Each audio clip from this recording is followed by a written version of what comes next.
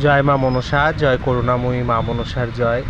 দেখো, সবাই ভক্তরা দেখার পরেও কিন্তু আমার মন্দিরে এতটাই কাজ থাকে যে যেগুলো তোমরা দেখতে পাও না।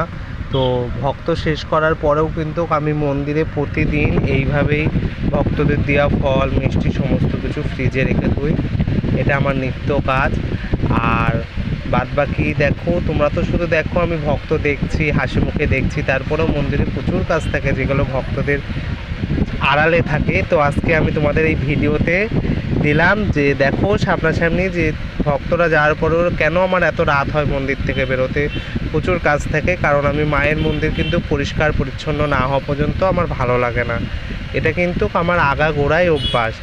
আর সবাই একবার বলো জয় করুণাময়ী মা মনসার জয়। আমি মাকে ফুলের মালাও পরিষ্কার করে দিয়েছি। মায়ের মন্দিরে সমস্ত কাজ করে মন্দির পরিষ্কার করে মাকে রাত্রে সেবা দেব। তো রাতে সেবা দিয়ে তো মাকে শয়ন দিয়ে দেবো, তারপরে কিন্তু আমি 11টার সময় লাইভে আসবো।